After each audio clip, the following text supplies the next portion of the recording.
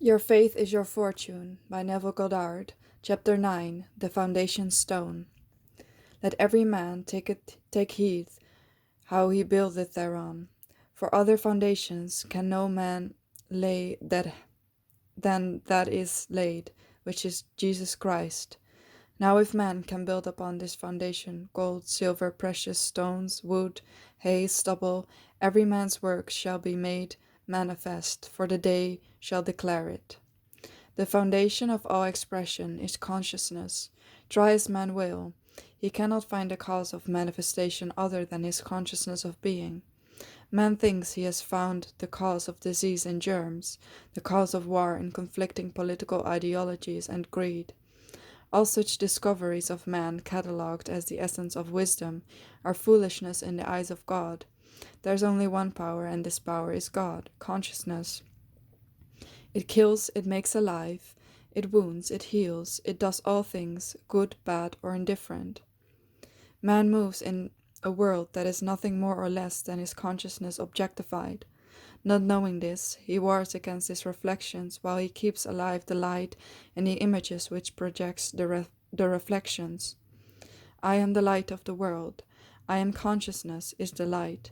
That which I am conscious of being, my conception of myself, such as I am rich, I am healthy, I am free, are the images. The world is the mirror magnifying all that I am conscious of being. Stop trying to change the world, since it is only a mirror. Man's attempt to change the world by force is as fruitless as breaking a mirror in hope of changing his face. Leave the mirror and change your face. Leave the world alone and change your conceptions of yourself. The reflection, then, will be satisfactory. Freedom or imprisonment, satisfaction or frustration can only be differentiated by the consciousness of being.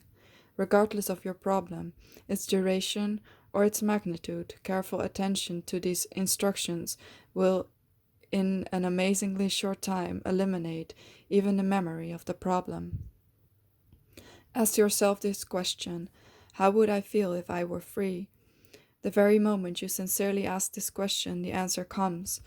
No man can tell another the satisfaction of this desire fulfilled. It remains for each within himself to experience the feeling and joy of this automatic change of consciousness. The feeling or thrill that comes to one in response to his self-questioning is the father state of consciousness, or the foundation stone upon which the conscious change is built. Just how this feeling will embody itself, no one knows, but it will. The Father, consciousness, has ways that no man knows. It is the unalterable law. All things express their nature. As you wear a feeling, it becomes your nature. It might take a moment or a year. It is entirely dependent upon the degree of conviction. As doubts vanish and you can feel, I am this, you begin to develop the fruit or nature of the thing you are feeling yourself to be. When a person buys a new hat or a pair of shoes, he thinks everyone knows that they are new. He feels unnatural with his newly acquired apparel until it becomes a part of him. The same applies to the wearing of the new states of consciousness. When you ask yourself the question, how would I feel if my desire were at this moment realized? The automatic reply, until it is properly conditioned by time and use, is actually disturbing. The period of adjustment to realize this potential of consciousness is comparable to the newness of the wearing apparel. Not knowing that consciousness is ever outpicturing itself in conditions around about you, like Lot's wife, you continually look back upon your problem and again become hypnotized by its seeming naturalness. Heed the words of Jesus, salvation. Leave all and follow me. Let the dead bury the dead.